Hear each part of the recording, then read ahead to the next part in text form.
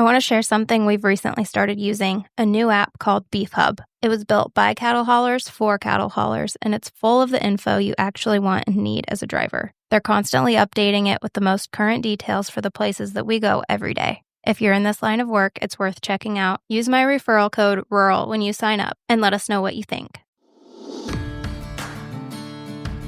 Welcome to the Rural Dispatch, the podcast delivering stories from rural America. I'm your host, Allie Behrens. Headquartered in rural Iowa, I help run a nationwide livestock transportation company, and I'm here to bring you stories from the people who help shape this industry and our rural communities. Whether you're a trucker, livestock producer, or rural entrepreneur, this show is for you. Each week, we explore the realities of rural business life, from the highways to the fields and everything in between. So buckle up and let's dive into today's episode. Today we have Matt and Debbie Agar and Paul. And Kindra. Kindra might not talk. We'll see. Kindra's along for the ride. So there's a lot of voices. So how about everybody goes around and quickly introduces yourself so people can put a voice with a name. I'm Matt Agar from Fruitland, Idaho. Fruitland, Idaho. I'm the one that started Agar Livestock. So we got Matt Agar and his wonderful wife, I'm Debbie Agar. Debbie Agar, Yes. here with us. Fruitland, Idaho. Kindra. Kindra Radloff, Fruitland, Idaho. And? Paul Radloff, Fruitland, Idaho. Oh, do we know you? Maybe. Okay. We might have heard from him before. All right. Second time. No more long-time listener, first-time caller. No, it's over. Yep. Long-time listener, just regular caller now. Did you grow up in Fruitland? No, I did not. I grew up in northeastern Washington, Oh. north of Spokane, and a little town called Deer Park, Washington. I was a bull rider, and ran into this girl like 53 years ago. On the rodeo circuit or what? Yeah. I was a bull rider, and I think the second time I met her, I said, I'm going to marry you. She's like, what? I said, yeah, I'm going to marry you. You just wait. 1975, October 4th, we got married. So you were a bull rider. What were you, Debbie? What'd you do? At that point in time, I was doing all the barrel racing. Okay. I had done the rodeo royalty stuff. I was Miss Omet, Washington Stampede, and also Miss Rodeo Washington. And so I had already done those things. And so at that time, I was living on my own and doing my thing. And I was doing a little barrel racing, and I met him at a rodeo. How old were you? I was 19. It's like 17. He was 17. Oh, you were young. She's a cougar. Yeah. Absolutely. I told you that.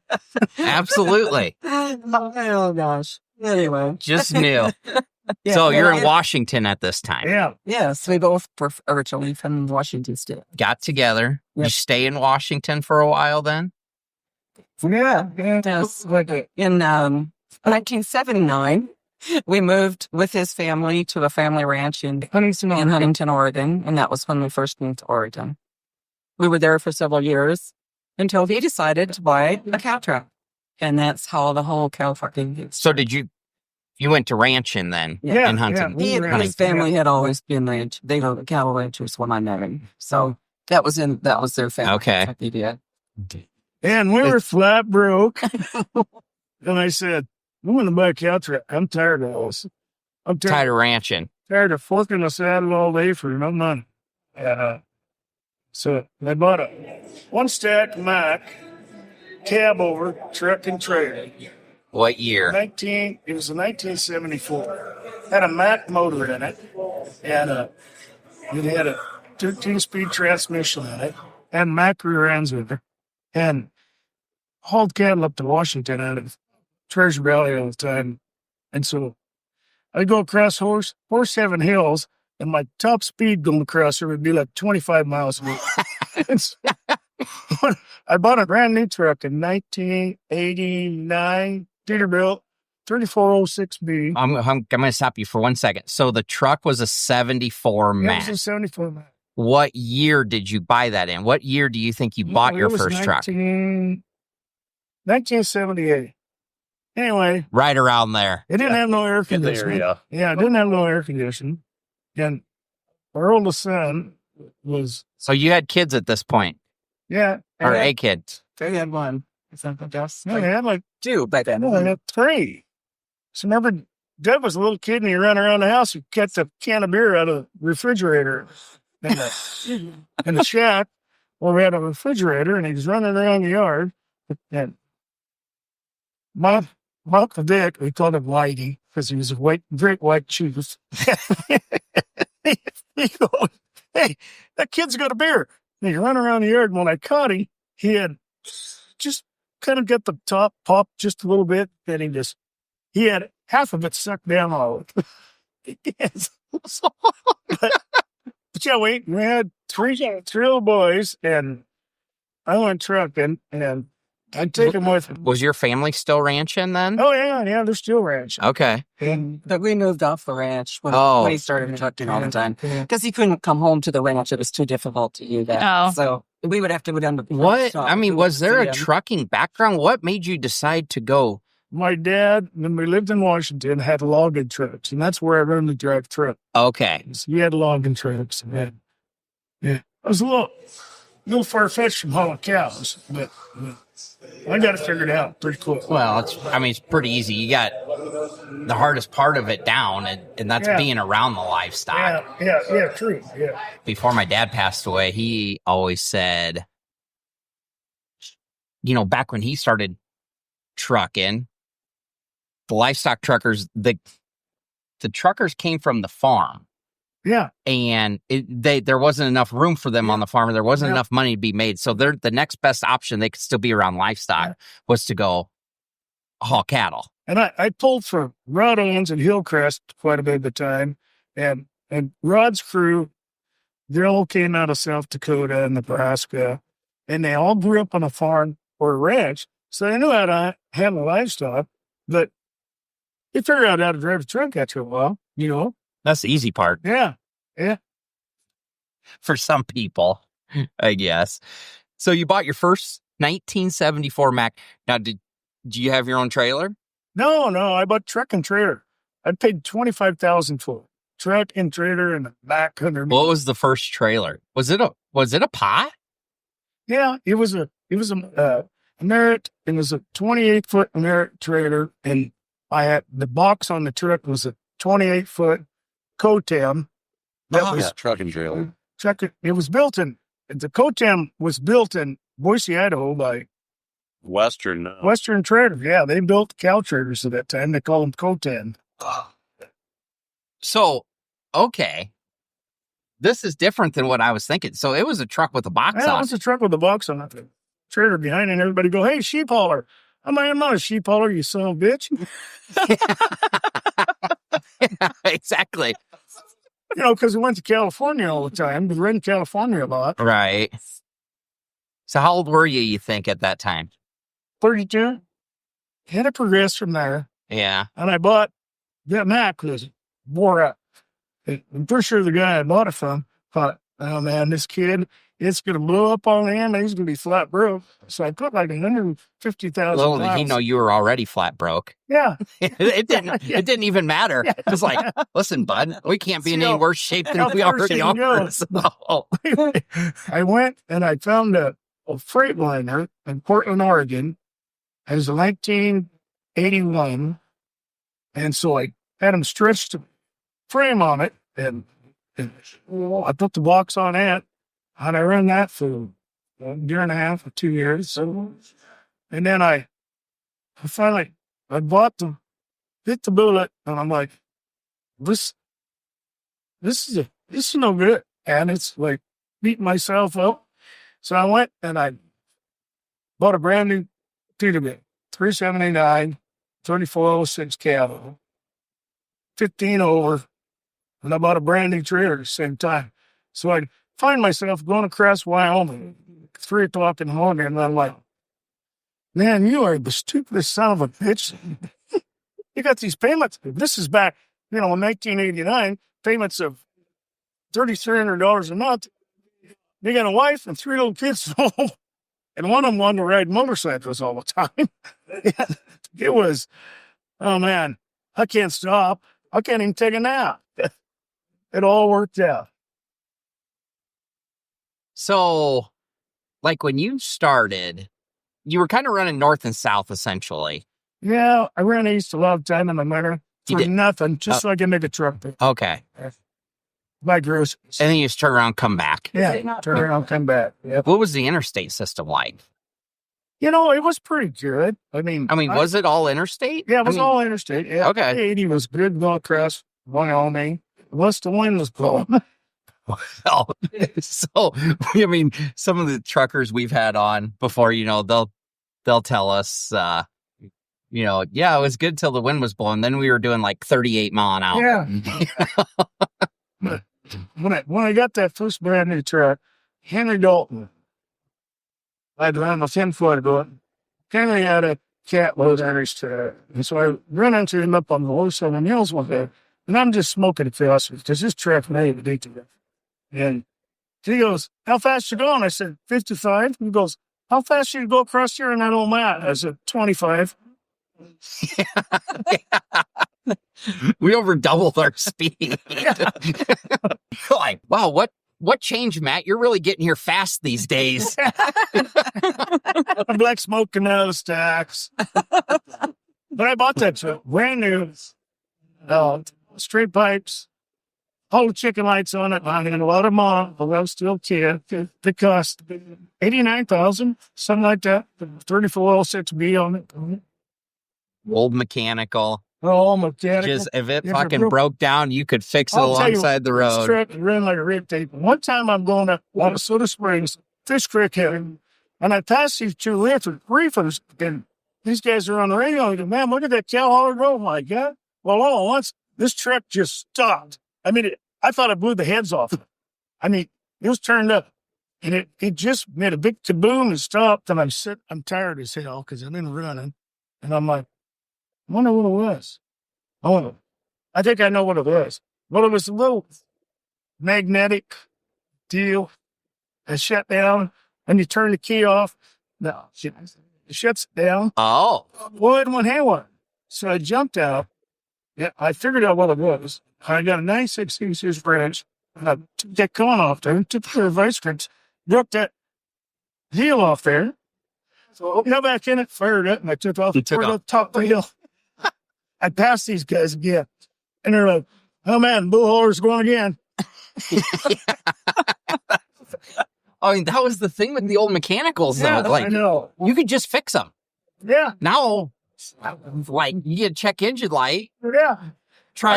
You try and check out, see what it is. It just says service advice. It's like, well, no, I already fucking knew that by the light being.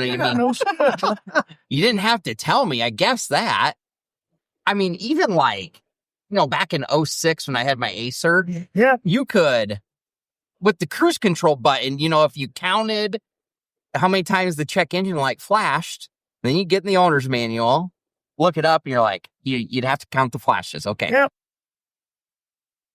When do you think you started growing? Like multiple? 2001, because I was hauling on to California out of downtown. I believe it right sometimes. I hauled down to Modesto every week, and then I took a load of butcher cows to go back to Nant, Idaho.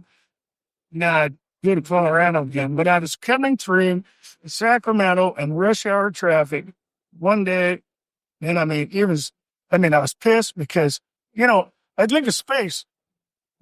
So brake lights started coming on, I could get stopped. And about the time the brake lights would start coming on, there'd be like two cars get in front of you, and you'd have to slam on the brakes. And these little diet Philistine cows, they're sprawled out. I called her on the phone. I said, I'm done. I'm quit. She goes, what are you going to do?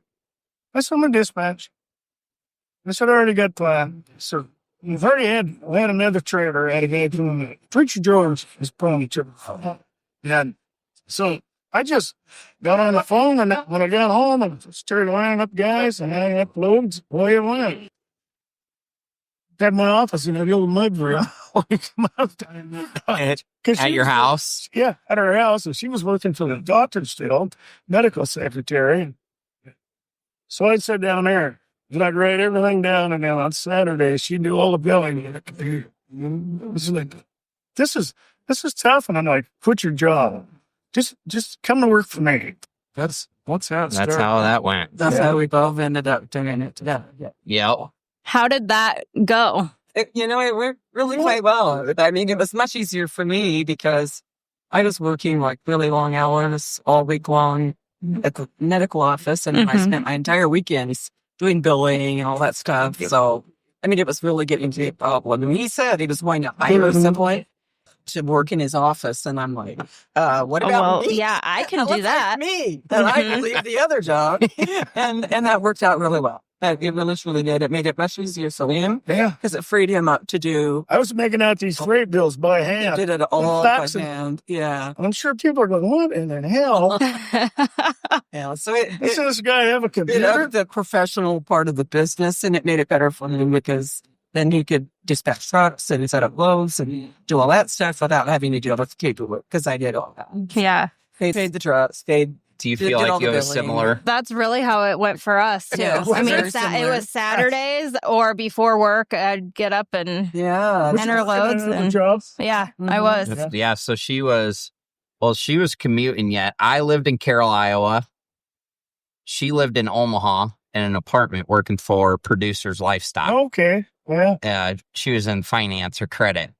And then she'd just come to Carroll on the weekends. And she'd go, oh my God. What Well, have you done? Well, yeah, I'd come to Carroll, and then we'd spend all day Saturday in the office, and I'm like, Right. this is fun. Yeah. Well, now I've worked 7 days this week, so now I get to go back to work. Mhm. Yep. yeah. So about this, I mean, it is still, I write everything down in a notebook, Yeah. and then we enter it into the computer. And I think she got sick of watching me peck away. Yeah. Oh, yeah. I never even tried that.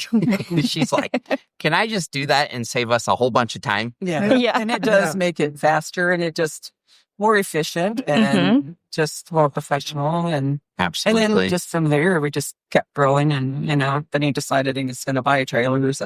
Like one of the operators. And Did you did that, 'cause just have trailers? Or we had did you- trucks for a while with hired drivers for a started while. up, we just had trailers. Yeah. And then I had that fog haul out of Front Hills, Iowa, coming back to Twin Falls. And I'd load them guys out there with feeder cattle, and they'd unload. And then I'd reload them right there at Greeley with Fat Holsteins to go to Green Bay. Yeah, I know. I remember. They'd come. I hated you. Anyway, No, we were always up in Green Bay, and I was always going, who is this fucker up here from Idaho think he is? What's he doing? Yeah, the owner operators were always bitching about, because it was all cheap freight. But it was, when you put it all together, it was like a slot machine. Yeah. I got the bitching. Well, I told her, I said, okay, I'm going to buy some trucks. And I said, oh, driver's in. So I bought a truck. The first one I bought, 2006, long good digit. Nice truck, had a condenser up. And I ordered another one at the same time. And so this night ball that I used to know, he pulled the moped. And he'd quit because he wrecked his truck. And so he called me and he goes, you got a brand new truck coming? I said, yeah, I do, Nate. What are you paying? I was, you think 45 cents a mile start with? 45 cents a mile. I said, if you don't screw anything up, pay a bunch of tickets, I'll give you a $2,500 bonus at the end of the year. Nate goes, I'm coming. So he comes over and he goes, do you want me to sign a contract? I want to be a truck finance for us in 3 years. Then we sign a contract, stay here for 3 years. I said, no, that's fine. So it was like 2 years and 11 months. He's like, I got to quit. I am so bitter now. I can't do it anymore. He said, I don't know what to tell you. I said, no, it's fine, Dave. Go ahead. You did make a good job. It was funny. You ran him so hard you burned him out in under 3 years. Yeah, probably. I tried to move full Radloff out. When he came, there was no way. He stayed. He Stuck stayed. around. Yeah. Paul calls me He was one time persistent. because all these cabs out of Napton, Washington to Ordway, Colorado, every Friday. So Brian Grunwald called me. JPS. And he's like, hey, you got a truck and load at Rocky Ford in the morning? I'm like, yeah, maybe. Let me call you right back. So I called Paul. I said, Paul, where you at? He goes, oh, I'm pulling cabbage. Oh, shit. He goes, why? I said, well, I got to load but Rocky Ford in the morning going to Green Bay. I'll take it. You're on cabbage. He's only got 1,200 miles to go. Yeah, 1,500 miles Yeah, away. another 800 or whatever it was. But he's the toughest guy I had. Like I said, he was persistent and he stayed. Before that, it was Roger Brock, but I toasted Roger. Get her done. Did you have any kids that helped that truck? Yeah. Our middle son, Daryl, when 2008, everything went to shit. He had a siding business. He had like 3 crews putting up siding, and he bought a new house. And boys, he calls me up and goes, I don't know what I'm going to do. He goes, my crews are all quitting. I have nothing to do. And I said, well, come out here. You can dispatch trucks. Learn how to dispatch. Yeah. He said, what? I said, yeah, come out here. We'll teach you how to dispatch trucks. So he came out. And he lasted pretty good. Did he ever? Did he drive at all? Well, I made him go drive. Okay. Part of his training. Yeah, you have to go with a driver and There's some stories there. yeah. There's some stories. He rode dirt bikes when he was a kid. He rode In fact, we took him all the way to Hurricane Mills. And So Loretta Lance Ranch, he made the finals. the Northwest amateur champion in his age class, and so we went to Nashville. So did all. Oh. But I used to do that. Like he was never. Yeah, home I was because gone. he was in the truck, so I hauled the boys to race motocross. It's like, that was a long ways from riding horses and doing all that. Uh-huh. You know, that's what they chose, was- and so that's what She was going to Elko, Nevada one day. And so I told her to go down Highway 51, out of Bruno. across the reservation. When she gets That's down a good there, idea. she didn't realize No. there was no gas stations. That night when I talked to her, she said, well, we ran out of gas. I'm like, oh, shit. You didn't gas up in Mountain City? She goes, no, I figured it'd be other Did gas. tell me to. That was. I still remember that. So I was She fortunate. said, they cuffed State him all police the came rest. along, and he took me to the state yard, and gave me some gas. Oh. So then we made it. It was great. And then Daryl bucked off his motorcycle. I had to go into the. Yeah, he broke his ankle that week, but that was a different story. Oh, jeez. Another story for another time. Yeah. So when did you come along, Paul? 2012, I think it was. Yeah, that's about right. Yeah. Showed up and he had an old white Volvo. I'm like, what if this thing holds? Oh. me? Yeah. Okay, because you were in Iowa. Yep. I was in Iowa. I've only worked like more or less 2 places, Mims and, Midwest Haulers, Mims and Agars. The hogs coming west. Oh, intrigued, yeah. That's why I came to Agars, yeah. Okay. Yeah. So, Scott, man, I was here in Reno. Scott calls me up. He's asking me about Nick Rogers, the thunder from down under from Australia. Yeah. Yeah, you know this guy. I said, yeah, he's pulled for me like 2 times, Scott. And I said, he was good. But then all at once he just leave. He goes, well, you got, I said, I got one of yours too. I said, well, Radloff. He goes, oh, he ain't worth shit. He'll leave you hanging. He'll leave you hanging with a load of hogs somewhere. Yeah. Well, that never happens. That never. For a reason. For a reason. I said, thanks for exchanging the information, Scott. See ya. Bye. Now you guys are good friends with me. Oh, yeah, we're good friends again. Yeah. Yeah. Same last week. Yeah. That's cow man. That is, That's just like cowboy. that Son of a Same bitch paid thing. this much for his cattle, and I'm not going to talk to him ever again. time heals everything. Yeah. Until next week. Yeah. Time heals all wounds. Yep. Yeah. Nope. That's exactly right. But I tell you, them cow traders, they're a different breed too, though. Yeah. I always say, cow traders are like mechanics. Yeah. You ever notice if you break down somewhere or something and you go to a shop, every fucking mechanic will say, well, I don't know who worked on this thing last, but Yeah. No shit. Yeah, no shit. it's the same way with cow Yeah. buyers. Yeah. They'll say, Well, I don't know who bought them, but they ain't worth a shit. I shit you not. I crack up every time we break down somewhere. A mechanic will say, well, I don't know who worked on that thing last, but they did such and such. It's like, well, I seen that coming. Yeah. So that's what I always say. I feel like cattle buyers and mechanics are a lot alike in that sense. So do you run some cows now? No, I don't have any now. They cost too much. No kidding. 2 years ago, we had cattle on feed. I made a buttload of money. And, well, back in 2007, 8, my brother had a grass deal in Pinedale, Wyoming. He goes, hey, do you send 300 steers up there? I said, yeah, man. I got it covered. So then he calls back in about a month and he goes, well, can you send 500? I'm like, well, shit, man, you know what they're going to cost? Yeah. A lot of them, I think the last 200 cost like $1,500. And so I sent them up there. Yeah. They did good. Like they stayed there too long. They started getting whisker disease. I started losing some. And so finally, it was their anniversary, 4th October. I went up there and he shipped them I sent them to Dan Tierman's, the South Colorado. Then every 2 weeks I get a feed bill. They'd be like, 2 dads and 3 raiders. 2 dads and 3 raiders. Every 2 weeks. So my brother calls Nick and he goes, hey, how's your cattle? I said, Bruce, it's just like the gift that keeps on giving. Every feed bill I get, there's 2 dads and 3 raiders. He laughed. He thought it was funny. And you know what? It probably still was okay. No, they lost $300 a head. Oh.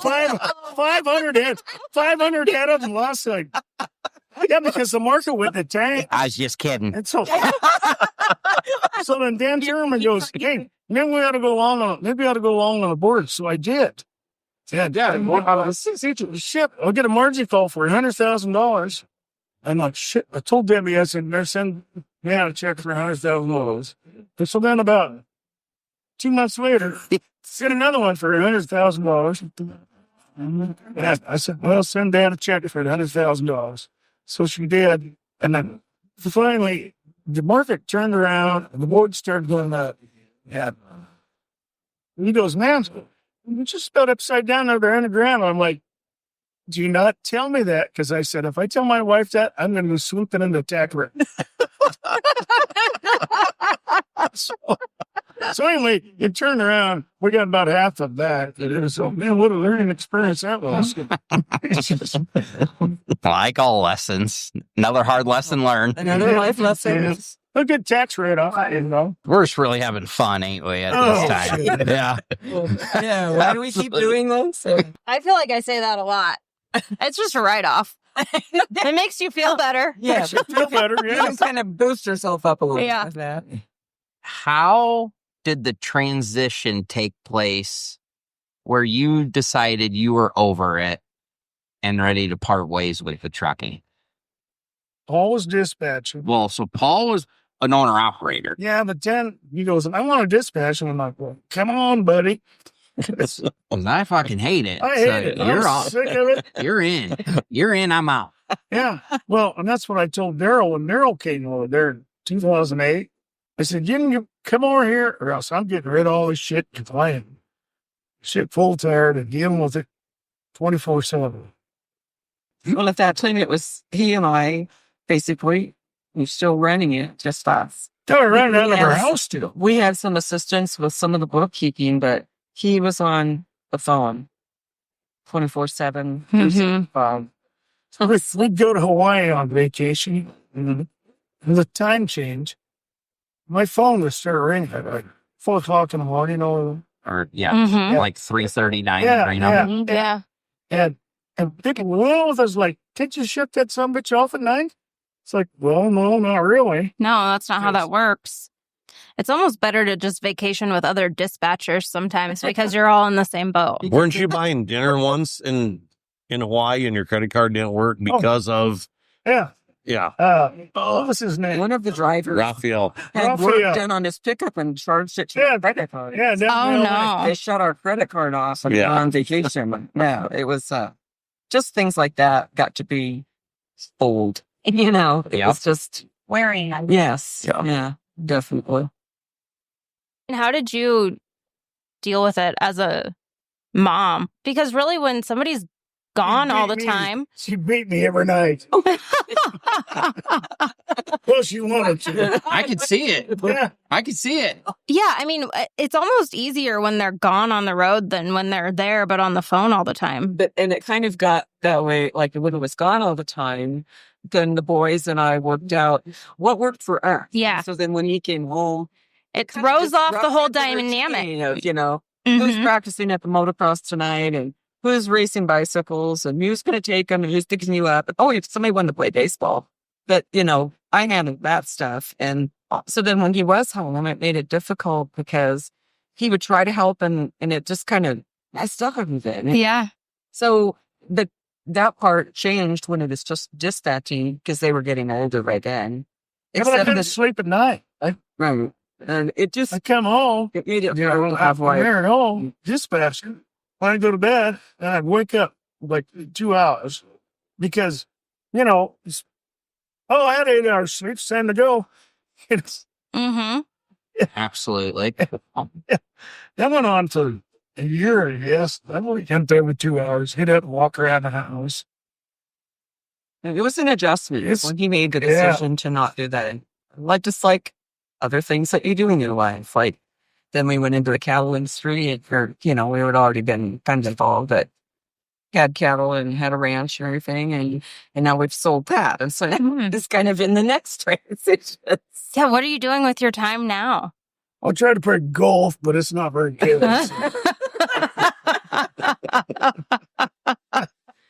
We still raise some quarter horses. And so Okay. he's supposed to be working with a couple of poles and things like that. But, you know, it's hard to stay focused because it kind of changes your lives when you've been so involved. Well, it's your whole lifestyle. It's everything that in your life has been adapted to fit that Mhm. particular thing that you do. And so, yeah, it's a big change. I sit in my man cave that she made for me at her new house, and she's got pictures of me riding bulls, big pictures. I mean, Oh, they had cameras back then? Yeah. oh yeah, yeah. They even managed to make Black posters and white, out of Mike. them. So, yeah, it was pretty high tech. So I sit back there and then I watch Newsmax and RFDG channel. I constantly switching back and forth. To And the cowboy channel. the Cowboys. That's his Mhm. thing. Watches a lot of rodeo. Well, we're doing good.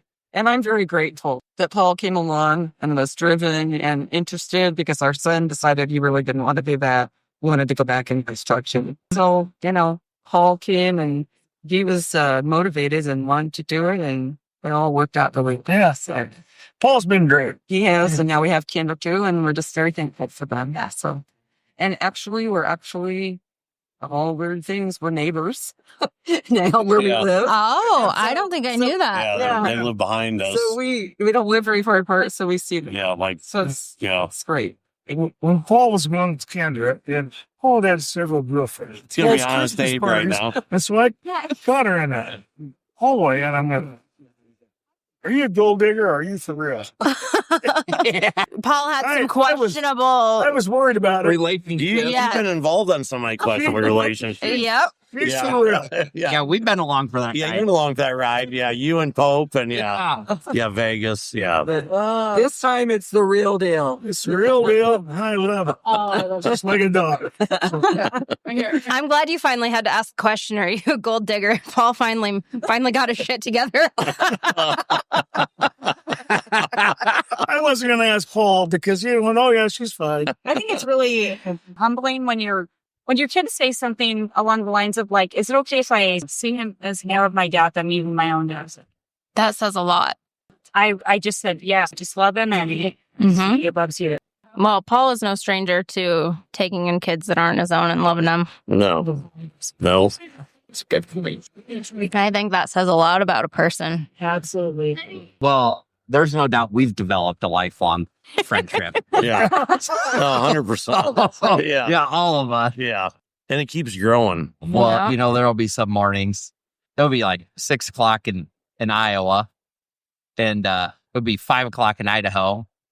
And I'm just sitting up by myself, drinking coffee, phone rings. Paul Personal. It's like, there you go. Callie gets up. Who's that? Paul. I don't know. What's wrong? Nothing. Why would something be wrong? Yeah. It's like, Why would something be wrong? I don't know, because it's fucking 6 o'clock in the morning. The same conversation Yeah. because Uh-huh. stand in the bedroom just talking like it's nobody's business. Yeah. Drives me insane. Yeah. Like it is 5 a.m. Back to bed for one more hour. Yeah. Please, for the love of I God. mean, I could cause hate and discontent, but like every day is like work and work related. I love what I do in the industry we're in. Yeah, I did too. Yeah. I understand though. Yeah. Well, you have to. If you're going to keep doing it, you really do. Yeah. Then when I quit driving, still kind of, miss driving truck. You in 5-6 years, and that bit's been closed territory. And he called me and he goes, my dad passed away. And they were supposed to load next morning. I said, well, just drop the trailer down. I got a truck sitting there. I'll take the wheels. I take off. I'm going across Highway 30. I mean, I keep catching up to these guys. They're going like 40 miles an hour. It's snowing a little bit. The road's wet. And so I'm passing them. And they're on the radio going, he's crazy. Watch him. He's crazy. And I thought, time I got home I went up to Montana, got a load of hogs and went to Twin Falls. I come home and she's got the shredder by her desk. And I said, you know that shredder you got by your desk? I took my CDL. I said, shreds. I'm never driving another truck again. That was the last time I drove a truck. Yeah. Because guys were always calling up. Like, oh man, I don't feel good. Can you take my truck when I get to Ontario? I was like, Well, so that's what we haul a lot of local fat cattle to Omaha, which is 100 miles, Schuyler, which is 150. And I always say, well, I use myself for a backup, and I end up having to drive more as a backup than if I were to just had your own truck. Because there's a lot, I mean, not a lot, but there's enough times at 10 o'clock at night that somebody calls and something happens, and it's like, oh, fuck it. It's just as easy for me to go instead of make 15 phone calls and try and find somebody at 10 o'clock at night. Yeah, I used to do that at 2, 3 o'clock in the morning. Somebody call and I go, I'm broke down. I'm out by a Wam Center. I'm like, so what am I going to do right now? I'm going to get on the phone and start calling all these people who are sleeping, see if they got a truck. I said, just call me in the mornings. And deal with it then. I do the same thing. It's like, okay, well, are you off the interstate? Yep. All right, I'll talk to you at 6:30. Yep. You know? I'll It's like, call at 5. yeah, like, I know that's not the thing to do, but nobody's going to answer. And even if you do get the dispatcher to answer, the chances of them getting one of their drivers to answer at 2 o'clock in the morning no way. Slim to none. Yeah. So there is no sense in even, it's like, I'll just worry about it in the morning. Yeah. But you always say that. Nothing goes wrong during the day. It's always in the middle of the night. No. Or Sundays. Yeah. Sunday. It's like, I won't do anything on Sunday because something's going to break and something's going to get screwed up. So I just sat in the house. I can tell you a story about a girl lighting a cow fire and In Green Bay. What? In Green Bay. in Green Bay. Yeah, he got kicked out of JBS for a Yeah, while. They shut the plant down and they had to get everything fixed so that they'd open the plant back up. It was because of us. They shut the I had whole this. thing. This girl hauling a load out of Thick Pens down in Childress, Texas, up to Parma, Idaho for me. And she falls in. She goes, hey, you got a new truck coming? I did. I had a brand new truck coming. And she was really good. I mean, she was conscious. Conscious as I say, I sent her to a hoop colony up north of Havre, Montana. And out on a gravel road. And it was rough. And she was going around these supers so slow, she calls me at midnight. It's like, I spun out. I can't get around this corner. Well, she's going so slow that it jacked her driver's up. I said, well, just go to bed. Who your rides come get you. Anyway, that was the time I took the biggest trader and I went to Colorado. But I was in and out of phone service. And Brian Grunwald called me and we had little cows. So I'm in and out of phone service. And Erin calls and she goes, I got a cow down on the back step and I can't get her up. So I called Brian, and Brian's like, well, don't worry about it. Just, I'll change her appointment number, tell her, just get in there and the speaker. She can't. Next call I get, it's on my voicemail, and it's Brian Greenwald, and he goes, holy shit, have you talked to that girl? Uh-oh. So I call him back, and she gets up there, and this cow's down on the back step, and she backs up to the shoe, and so she's standing there, and tells this guy, cow's down on the back step. Anyway, this old bull hauler from Wisconsin comes up there and goes, Squirts a little ether. yeah, it says here. I knew where this was going. You got a can of ether? She squirts it in there and lights it up. This Brian goes, but that's not the bad part. The USDA vet stuck his head in the back of the trailer as soon as she Fucking cow took off. Oh, yeah. I said, well, what happened to the cow? Oh, he said she jumped up and ran off the I see that. That's a little ether. He goes, the bad news is, I don't know what they're going to do. They might shut the plant down. It might cost you a lot of money. And you're probably on some kind of a suspension. So then he calls me like, that's a week later. And I just got a letter from JBS, Green Bay, Wisconsin. Was it JBS or was it still Packerland back then? Packerland. It had to be Packerland. Packerland. Yeah. That was before. Yeah, that I was- got it. It was it was one that he had to sign for. And so he calls and he goes, hey, you're getting a letter. I said, yeah, I got it. He goes, what's it say? It says I'm suspended from going in. I says, what the hell do I do now? And he goes, and this letter said, dear Mr. Agar, you have had an impeccable reputation hauling in here. right up till now. But until Monday morning, you're fired. So I'm like, well, what the hell do I do? And he goes, I don't know. He says, let me give you Tom. So his brother, Tom gets on phone. So I give it to Debbie, and he goes, well, get online and pull up this. This is what you need to do. Yeah. Show your safety, your safety requirements that you require, which we have. Yeah. So we had to have this cow on deal, but you know how to handle that stuff. So we had to send it in the backup van. I said, okay, you can haul in here again, but everybody's got to have all these in their truck when they come. Them guys were great. They were back then. Tom's retired, but Brian's still Still there? He's still hanging in there. Got out of Yeah. Brian's still hanging in there. Tom's long retired, but Brian's still. You ever heard the ether in the nose No, trick? this is new to me. I asked Brian, I said, I've never heard of that. He goes, well, I seen a guy do it one time when I was driving. And he said, this guy shot ether in his nose and he says, there's an old boy sitting out there and he jumped in his pickup and took onto it. I knew some shit was coming down. I've seen it done one time is all. Never done it myself. I watched it But you saw it happen? one time. I had never heard of it. I couldn't believe it. It's like, shoot, what? I asked Brian, I said, well, how's the cow? And he goes, ah, shit, you got up and run off. But that USDA vet was not correct. You know, when I was growing up, my dad hauled a lot of veal calves. Yeah. And if they had a veal calf go down in the trailer, they always gave it a beer. So Yeah. they always claimed it was something in the barley Yeah. Yeah. that must Would have give given them them that- some sort of Oh. energy. Or I really don't know what it was, but They used to do that in a cold gut. Solid. Well, it'll work on any nose. If I didn't You have- got nothing yeah. else. Oh, really? In the beer. I Yeah. didn't have any bad in me, and I had this cool. What was his name? Well, Smoke wasn't it? I don't know. Was it you? This son of a bitch was cool. Like, I never had any bad in me. So I went around throwing, I dumped a goddamn bottle of beer down him, and he got something like beer. It's like, hey, Coley, just so I can out there and get Yeah, he did that several times. I remember that. You liked it. Isn't his name Smoke? Well, for the purposes of this story, Yeah, it's Yes, smoke it's now. smoke. Hey. Oh, Now I gotta. It sounds It's good. smoke. it's kind of both. Yeah. all right, kids, Hey, let's wrap her up.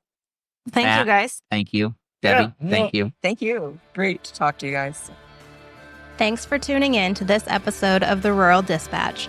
I hope you found something valuable to take back to your own operation. If you enjoyed this episode, please subscribe, leave a review, and share it with a friend. You can keep up with me between episodes on socials at Barons & Co. or join our email list on our website to get new episodes delivered straight to your inbox every Wednesday. Until next time, keep those wheels turning. We'll talk soon.